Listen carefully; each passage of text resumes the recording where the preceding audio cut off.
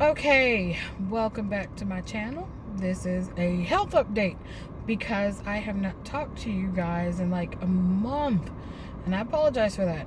I was getting everything ready to go out and do like my tour of the museums and stuff that are in Virginia Beach, and then it happened. My body said, haha, you wanted to do what?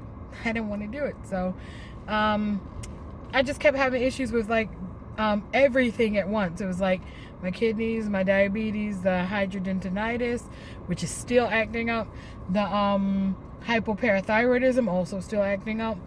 The thyroid was the only thing that wasn't messed up because we finally figured out how much of the hormone I needed to replace the missing thyroid. Yay! But everything else was just shot. Like seriously. I was on bed rest because everything was just wrong. So I'm not on bed rest anymore, and I do apologize for not making a video, but I mean, who wanted to see me hold a camera up like this as I lie in bed going, I'm having spasms and I can't even sit up? That's kind of boring, right? So at least we're sitting up and we're outside. Score. We celebrate small victories. Right now I'm having a really bad hidradenitis flare up. I have 10 active sores right now. 3 are in my left arm. Actually, it was 3 under this left breast, but they merged into one giant boil, which I'm probably going to have to go get cut, and that's going to hurt like the devil. I also talked with my dermatologist about that, and we have some clindamycin. I just went and picked it up. As a matter of fact, you were riding in the car with me when I picked it up, but you probably won't see that video because, like I said, I had some issues with my potty mouth, and in case kids are watching this, nobody needs to hear all the swearing. So the swearing is gone. But anyway, hopefully what we're hoping is that the clindamycin will kick in and it will make the hidradenitis boils go away. Now, for those of you who don't know very much about hidradenitis suppurativa, I'll explain it briefly. It's like an autoimmune disease where your white blood cells think that your skin is an enemy, or like there's something wrong with it, and they literally start attacking it until you get big boils and pustules. The one under my chest is currently that big, and it's getting bigger daily. So we're hoping that the antibiotic will like make that calm down. What usually happens with these sores is if you don't have somebody cut it with not somebody, you go to a doctor, a dermatologist, a surgeon, whoever you can see, whoever you're referred to, and they make an incision and cut it with a scalpel. Usually it's the smallest incision that they can make that's just big enough for them to move around in there and break up the walls and everything and squeeze everything out. If that doesn't happen, then you usually will get a boil. If the boils keep coming back, what they usually have to do is incision again, and then with like a curette scrape out all the surrounding walls of that area until they scoop out all that nastiness, and then they seal you up, and you usually don't have to worry about that again. I had that done to this big one, to a big one on my right side. I have another one coming back, but it's not in the same exact area, but it's around the area right here in this side. So yeah, I have 10 active sores, and hopefully the clindamycin that I'm about to take within the next 10 days will make all of them go away. If not, the bigger ones I will definitely be letting my dermatologist know that I'm going to the emergency room to get these drained and then packed so that they can still drain more.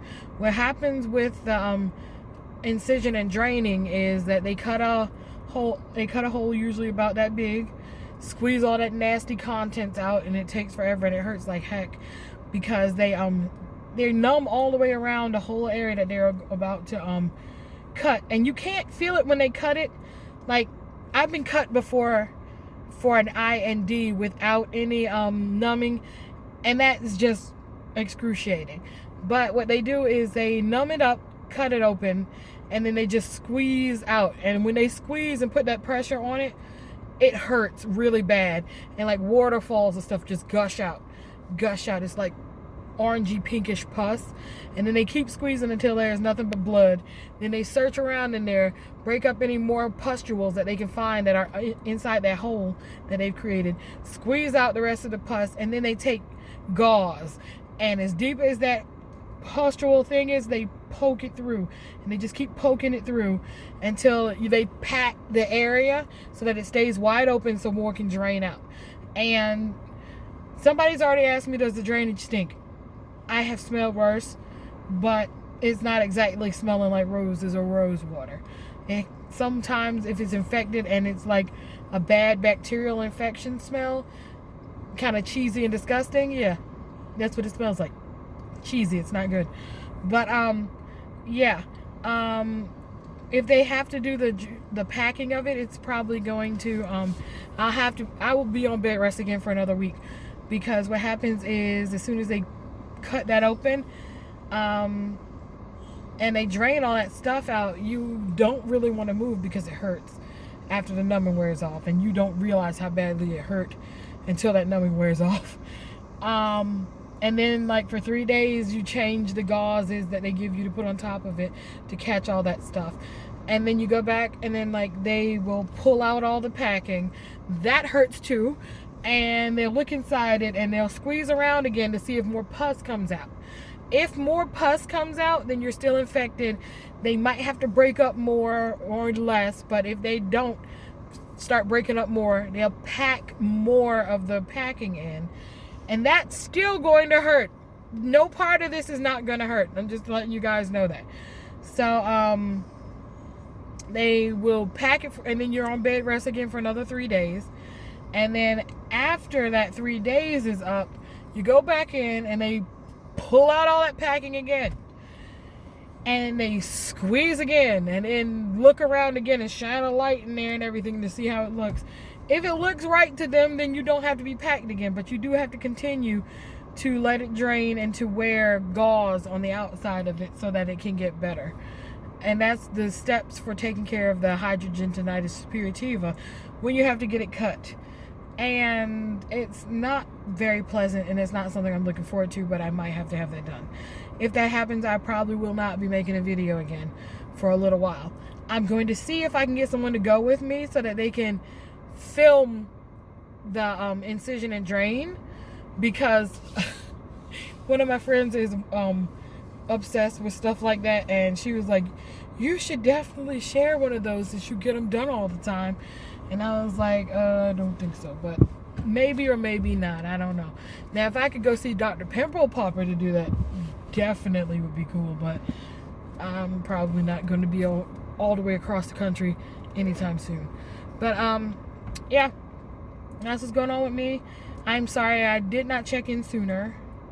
I'm sorry about the rambling because I don't have my little transcript with me to tell me what to say and what not to say. So yeah, there's that. And I will try my best to get another video posted. The next video will probably be me talking about the surprise that I got when I started looking at how much I was eating fast food and the adverse effects fast food can have on the body, because like the whole obesity, somebody who got depressed and ate fast food and overate everything, you get this. And I'm able to now admit that I was my own problem and I am my own solution. So there's that. But yeah, so sorry for rambling. If you like this video, please feel free to thumbs up. If you haven't already, feel free to subscribe. Also, if you have any questions about any of my conditions and I have the ability to answer it for you, just go ahead and leave your questions in the comment section and I'll get back to you.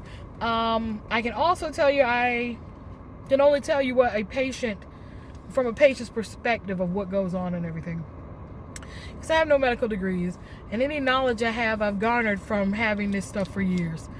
So I can't give you medical advice, but I can tell you what I felt during my during like flare-ups or whatever else. So yeah, it's not medical advice. My 100% advice to you is, if you're having problems, see your general practitioner immediately. And if you don't have one, go to the emergency room and they can help you find one. But you definitely need to talk to a doctor if you're having issues.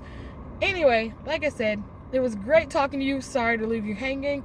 And hopefully I will not take a whole nother month before I'm able to get back to you. Even if I have to go get the Incision and drain on this side, I will definitely try to make a video.